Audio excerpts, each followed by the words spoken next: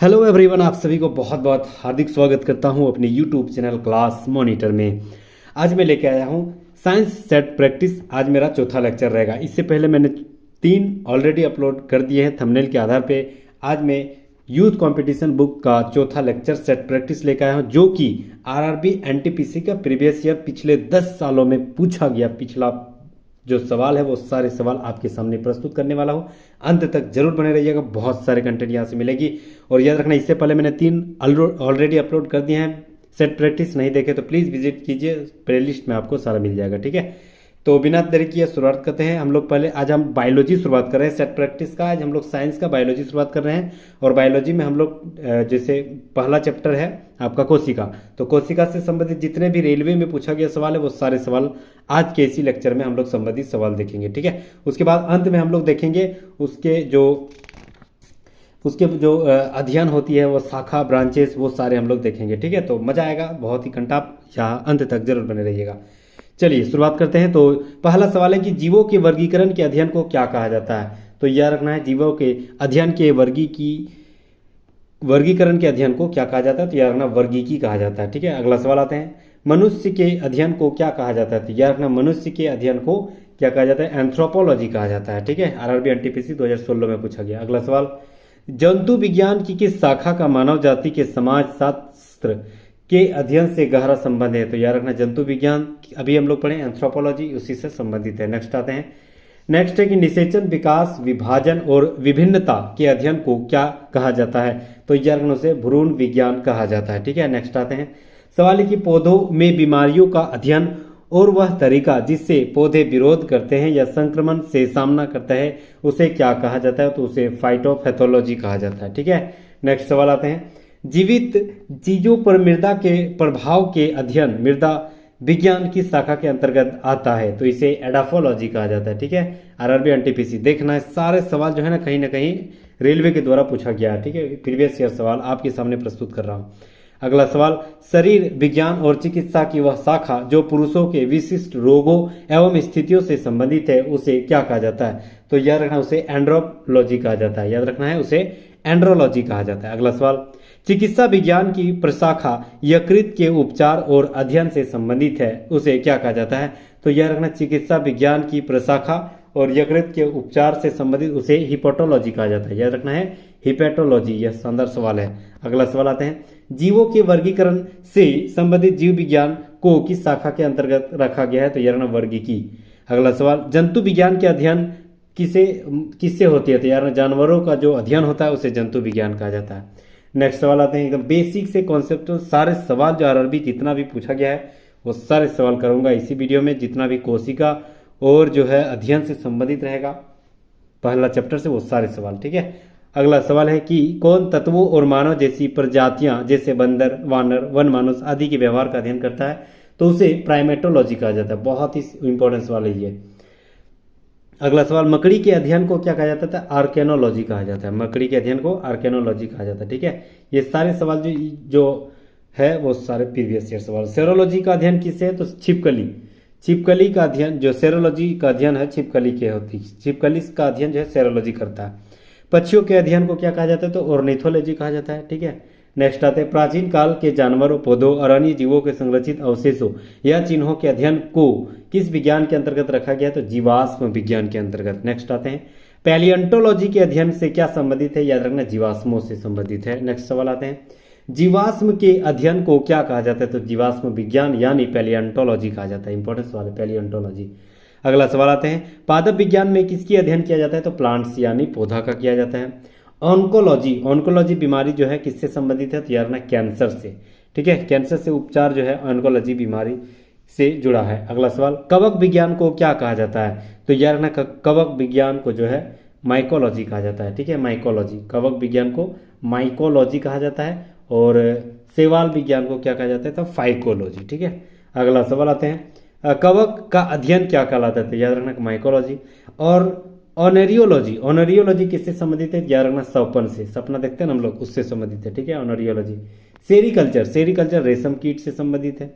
Toxicology जो है जहर से संबंधित है। नेक्स्ट सवाल आते हैं, जीवाश्मों को अध्ययन किससे होती है। तो जीवाश्म अध्ययन यानी पैलेंटियोलॉजी, ठीक है, जीवाश्म अध्ययन से संबंधित है। अगला सवाल आते हैं। अगला सवाल है कि अध्ययन के सभी क्षेत्रों से विभिन्न मानकों की समग्रता पर उसकी विकासवादी इतिहास और उसके फैलेंजली की स्थापना करने के जीवन के वर्गीकरण करने का मुख्य उद्देश्य इसका है। तो यार ना बायोसिस्टमैटिक्स का मुख्य उद्देश्य यही है, ठीक है। अगला सवाल है कि विभिन्न प्रकार के उत्तकों के अध्ययन को क्या कहा जाता है। तो उत्तक के अध्ययन को हिस्टोलॉजी कहा जाता है, उत्तक विज्ञान। जानवर के उनके पर्यावरण से संबंधित जो संबंध अध्ययन है वह पारिस्थितिकी विज्ञान यानी इकोलॉजी है, ठीक है। जानवर और पर्यावरण ये दोनों कैसे रिलेट है, यह हम इकोलॉजी से संबंधित सवाल मतलब जानेंगे। कीड़ों के अध्ययन को क्या कहा जाता है। तो यार एंटोमोलॉजी, कीड़ों के अध्ययन को एंटोमोलॉजी कहा जाता है। अगला सवाल आते हैं।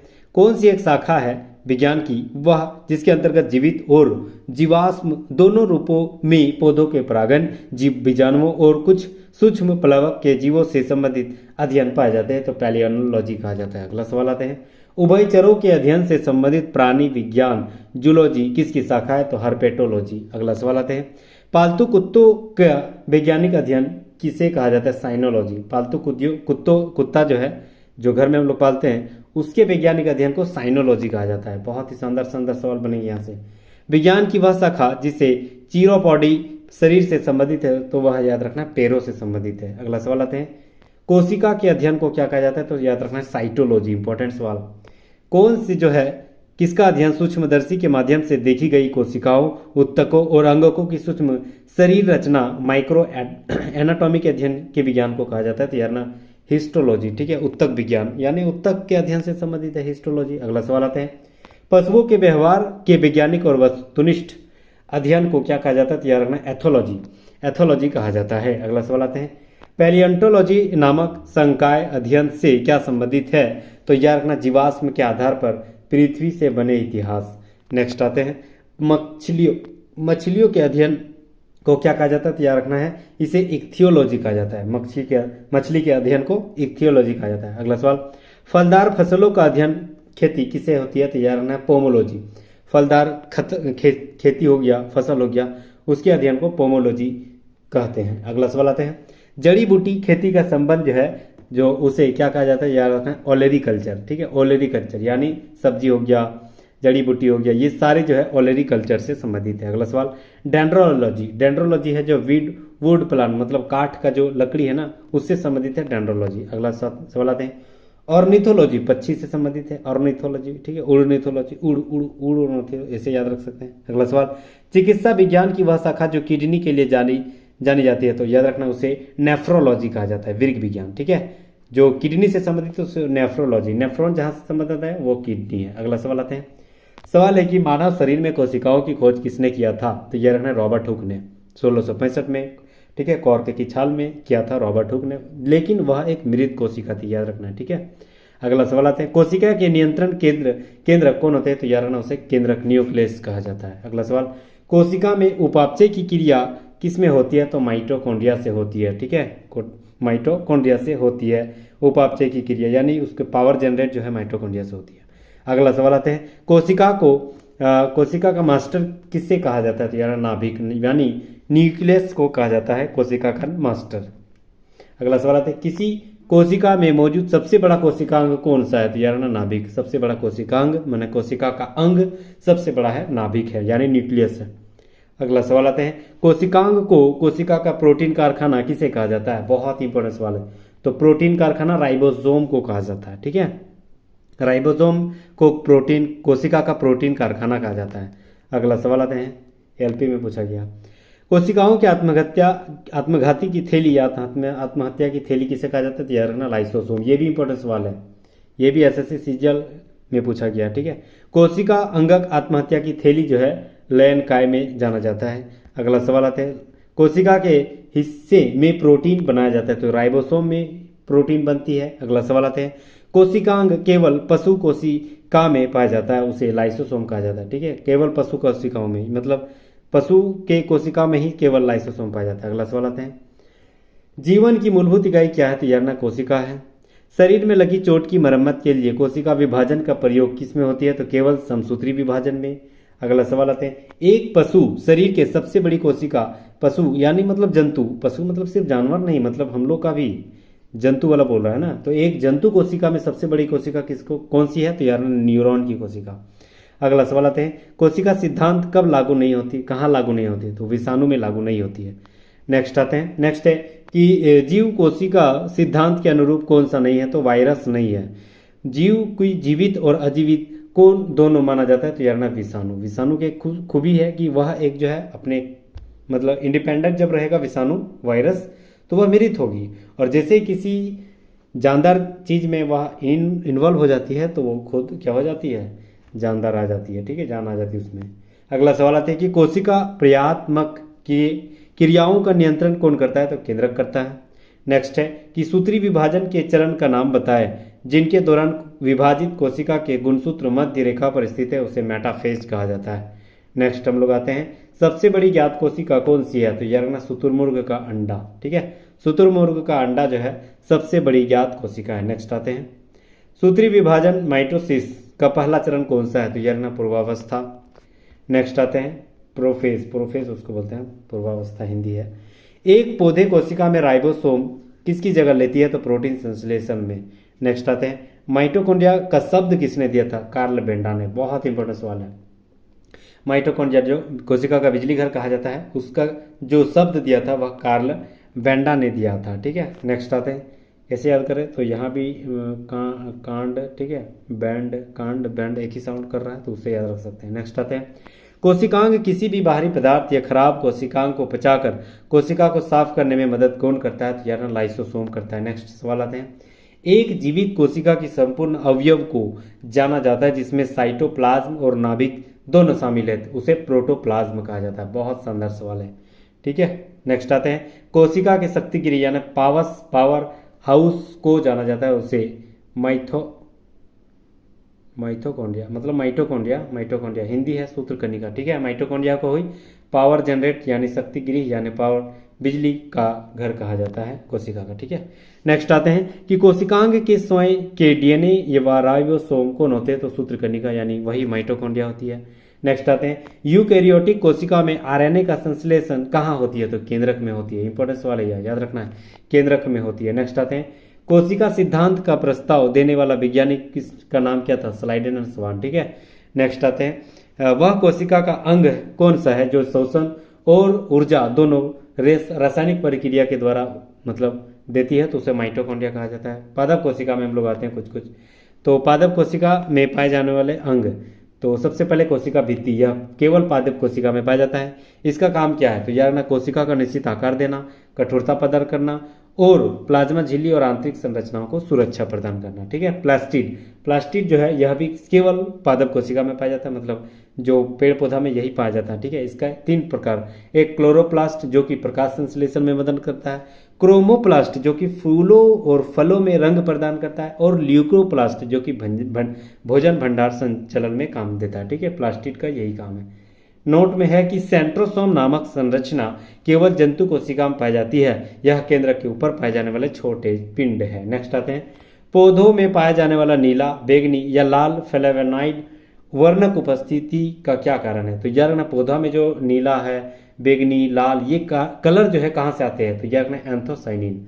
आरआरबी एनटीपीसी में टायर 1 में पूछा गया, बहुत बड़ा सवाल है, यह याद रखना है। एंथोसाइनिन के कारण जो है नीला, बैगनी और लाल कलर होती है पौधों में। अगला सवाल, गाजर का जो नारंगी रंग है वह किसके कारण होती है, तो कैरोटीन। ये भी बहुत ज्यादा पर पूछा गया, ठीक है। वनस्पति कोशिका भित्ति किससे बनी होती है, तो सेलुलोज की बनी। तो देखिए शानदार सवाल जो है, रेलवे में जितने भी सवाल पूछा जाता है ना, वो सवाल आपको टफ नहीं मिलेगा। बस सवाल आप अगर 9, 10, 11, 12 यहाँ के बेसिक आपका मजबूत है तो मतलब 20 से 20 सवाल या 18, 19 सवाल बनने से कोई नहीं रोक सकता, ठीक है। सारे जो है ना बेसिक सवाल पूछा जाता है, टफ सवाल नहीं पूछा जाता है, बस एकदम बेसिक रहता है, बस हमें मतलब समय पर याद नहीं आता है, बस यही हमें प्रॉब्लम है, ठीक है। तो प्लीज़ हमारे साथ जुड़े रहिएगा क्योंकि हम एकदम बेसिक कॉन्सेप्चुअल सवाल लेके आता हूँ, और वो भी प्रीवियस ईयर सवाल आप देख रहे होंगे आँख के सामने कि कितना शानदार जो सवाल पूछा गया, ठीक है। तो ऐसे ही सवाल पूछा जाता है। अगला सवाल है, वनस्पति कोशिका भित्ति किससे बनी होती है, तो सेलुलोज की। नेक्स्ट आते हैं, पादप कोशिका भित्ति किससे बनी होती है, सेलुलोज और पैक्टिन की बनी होती है। नेक्स्ट सवाल, कोशिका अंग पादप कोशिका में पाया जाता है किंतु पशु कोशिका में नहीं पाया जाता, वह है क्लोरोप्लास्ट, ठीक है। क्लोरोप्लास्ट मतलब क्लोरोफिल का कारण जो है प्रकाश संश्लेषण की क्रिया केवल पादप कोशिका में होती है, इसीलिए क्लोरोप्लास्ट जो है केवल पादप कोशिका में पाया जाता है। ठीक है, नेक्स्ट सवाल आते हैं। सवाल है कि पौधों का हरा रंग किसकी उपस्थिति के कारण होती है? तो यह रखना है क्लोरोफिल यानी पर्णहरित के कारण। क्लोरोफिल यानी पर्णहरित के कारण जो है आपका रंग हरा होती है। अगला सवाल, घटक पत्तियों में हरा रंग जो है पर्णहरित यानी क्लोरोफिल के कारण। गैर हरित वनस्पति किसकी कमी होती है? तो वही क्लोरोफिल की कमी रहेगी तो हरापन नहीं आएगा। ठीक है, नेक्स्ट सवाल आते हैं। क्लोरोफिल की सबसे बड़ी पृथक और नामित क्या किया गया है? तो यह रखना पेलेटियर और कैवेंतु के द्वारा किया गया है। नेक्स्ट सवाल, क्लोरोफिल में क्या होती है? तो मैग्नीशियम होती है, याद रखना ये सवाल। ठीक है, मैग्नीशियम धातु पाया जाता है पौधों के पत्तियों में। नेक्स्ट सवाल आते हैं। पौधों में कोशिका भित्ति का निर्माण करने वाले जटिल कार्बोहाइड्रेट को क्या कहा जाता है? तो सेल्यूलोज कहा जाता है। अगला सवाल आते हैं। सवाल है कि मैग्नीशियम निम्नलिखित में से किसका संघटक धातु है? तो यह है क्लोरोफिल यानी पर्णहरित का। नेक्स्ट सवाल आते हैं। फलों और सब्जियों में स्थित कैरोटीन उसका रंग कौन सा प्रदान करता है? तो नारंगी कलर। ठीक है, अब हम लोग आते हैं कुछ शाखाएं और अध्ययन से संबंधित एकदम शानदार सवाल यहाँ से बनेंगे। हिमेटोलॉजी, इसका अध्ययन जो है रक्त से संबंधित है। डेंड्रोलॉजी, वृक्ष और झाड़ियों से संबंधित है। टिश्यू कल्चर यानी कृत्रिम माध्यम से उत्तकों के संबंधित है, याद रखना। वायरोलॉजी, विषाणुओं का अध्ययन करता है। मॉर्फोलॉजी, मॉर्फोलॉजी है जीवन की प्रकृति, संरचना और गुण की अध्ययन करता है। फाइटोमॉर्फोलॉजी पौधों के भौतिक रूप और बाहरी संरचना पर अध्ययन करता है। टेक्सोनॉमी, वर्गीकी यानी जीव के वैज्ञानिक ढंग से वर्गीकरण करता है। सर्पेटोलॉजी, सांपों का अध्ययन करता है। फिजियोलॉजी है शरीर के विभिन्न भागों के कार्य एवं विधि की अध्ययन करता है। एंथ्रोपोलॉजी, यह मनुष्य के विकास, रीति रिवाज, परंपरा से संबंधित को अध्ययन करता है। एक्थियोलॉजी जो है वह आपके मछलियों का अध्ययन करता है। एंड्रोलॉजी, पुरुष स्वास्थ्य से संबंधित अध्ययन, पुरुष में बांझपन व यौन रोगों के अध्ययन करता है कौन? एंड्रोलॉजी। इंपॉर्टेंट सवाल। नेक्स्ट सवाल आते हैं। इम्ब्रियोलॉजी जो है यानी भ्रूण विज्ञान, यह निषेचन, विकास, विभाजन, विभिन्न क्रिया से संबंधित अध्ययन करता है। अनुवांशिकी यानी जेनेटिक्स, तो यह जो है जीवों के अनुवांशिक लक्षणों की अध्ययन करता है। अगला है फाइटोपैथोलॉजी, यह पौधों के रोग एवं बचाव के अध्ययन करता है। नेक्स्ट एडोफोलॉजी जो है जीवित चीजों पर मृदा के प्रभाव के अध्ययन करता है। एग्रोबायोलॉजी, वह कृषि में पौधों को पोषण और जीवन का अध्ययन करता है। डेस्मोलॉजी, यह एनाटॉमी के अंतर्गत स्नायुबंध अध्ययन करता है। एस्टाकोलॉजी, यह जो है क्रेफिस अध्ययन करता है। बायोकोलॉजी, यह जो है प्राकृतिक वातावरण में रहने वाले जीवों के बीच अंतः संबंधों का अध्ययन करता है। हिपेटोलॉजी जो है यकृत, पित्ताशय की थैली और अग्नाशय के साथ साथ उनके विकारों का अध्ययन करता है। नेक्स्ट हेलकोलॉजी जो है अल्सर का अध्ययन करता है। हेलकोलॉजी। नेक्स्ट जेरियाट्रिक्स, यह बुजुर्गों के स्वास्थ्य रोगों की अध्ययन करता है। जूलॉजी जंतु और जानवरों से संबंधित का अध्ययन करता है। प्राइमेटोलॉजी, यह मानव जैसी प्रजाति यानी वानर से संबंधित है। एथनोबॉटनी, यह वनस्पति और पारस्परिक संबंध रखता है। आर्कनोलॉजी जो मकड़ियों से संबंधित अध्ययन करता है। एपिकोलॉजी, यह मधुमक्खी का अध्ययन करता है। साइनोलॉजी, यह कुत्तों को अध्ययन करता है। सोरोलॉजी, यह छिपकली के अध्ययन करता है। नेक्स्ट एंटेमोलॉजी, यह कीट पतंगों का अध्ययन करता है। और ऑर्निथोलॉजी पक्षियों से संबंधित है। हर्पेटोलॉजी उभयचर व सरीसृप वर्ग के जंतु से अध्ययन करता है। नेक्स्ट आते हैं पैलियोंटोलॉजी, वह प्राचीन जानवर जो है उसके पौधे और संरक्षित अवशेषों के जीवाश्म का अध्ययन करता है। पैंटियोलॉजी। ठीक है, अगला सवाल है फार्माकोलॉजी, यह जड़ी बूटी से संबंधित। फाइटोलॉजी, यह पौधे के अध्ययन से संबंधित। ऑन्कोलॉजी, वह कैंसर से संबंधित है। माइकोलॉजी, वह कवकों से संबंधित है। एपीकल्चर, यह मधुमक्खी से संबंधित है। और ऑनिरियोलॉजी, वह सपनों से संबंधित है। सेरिकल्चर, रेशम से संबंधित है। पीसीकल्चर, मत्स्य पालन, मछली पालन से संबंधित है। हिस्टोलॉजी, यह विभिन्न प्रकार के उत्तकों से संबंधित है। इकोलॉजी, वह जानवरों और पर्यावरण से संबंधित रखने वाले अध्ययन करते हैं। पैलियोनोलॉजी, यह जीवित और जीवाश्म दोनों प्रकार के परागण, बीजाणु और कुछ प्लवक जीवों से संबंधित अध्ययन करते हैं। डेंड्रोलॉजी जो है वह आपका काष्ठीय पौधों का अध्ययन करता है। पैलियोंटोबॉटनी, याद रखना यह जो है भूगर्भिक संदर्भों में प्राप्त पौधों की पुनः प्राप्ति का पहचान करता है। एथोलॉजी, यह जंतुओं के व्यवहार का अध्ययन करता है। मैमोलॉजी स्तनधारी के अध्ययन करता है। ठीक है, नेक्स्ट हम लोग आते हैं और बस कुछ ही बचा हुआ है। मॉर्फोलॉजी पादप और जंतुओं के अध्ययन को आकारिकी का अध्ययन करता है। कार्योलॉजी, फल और बीज के अध्ययन करता है। कॉनेरियोलॉजी, मानव खोपड़ी के आकार और अनुपात के अध्ययन करता है। चीरोपॉडी जो है शरीर के पैरों के विकारों एवं निदान का अध्ययन करता है। साइटोलॉजी कोशिका के कार्यों एवं अध्ययन करता है। ऑस्टियोलॉजी हड्डी से संबंधित के अध्ययन करता है। जेरेंटोलॉजी मनुष्य में वृद्धा अवस्था में काल प्रभाव को अध्ययन करता है। और पोमोलॉजी फल से संबंधित फल का अध्ययन करता है। ठीक है, तो यहाँ हम लोग सब सारे जो है कोशिका से संबंधित और जितने भी आपका हो जाएगा जैसे अध्ययन से संबंधित वो सारे सवाल हम लोग देख लिए हैं। तो यहाँ तक बने रहने के लिए बहुत बहुत शुक्रिया, धन्यवाद, खैर मकदम। अगर आप एनटीपीसी, रेलवे, एसएससी और स्टेट पीसीएस की तैयारी कर रहे हैं तो जितने भी प्लीज़ हमारे साथ जुड़े रहिए, क्योंकि हम जितने भी जो सब्जेक्ट वाइज प्रीवियस ईयर सवाल और यही जो एमसीक्यू के रूप में सवाल आपके सामने प्रस्तुत करते रहता हूँ इसी चैनल और इसी वीडियो में मिलेगा। प्लीज़ हमारे साथ जुड़े रहिएगा, मेरे फैमिली में आपका जोरदार स्वागत रहेगा। ठीक है, thank you so much guys. फिर मिलते हैं नेक्स्ट वीडियो में, नेक्स्ट सेट प्रैक्टिस में। तब तक के लिए जय हिंद, थैंक यू।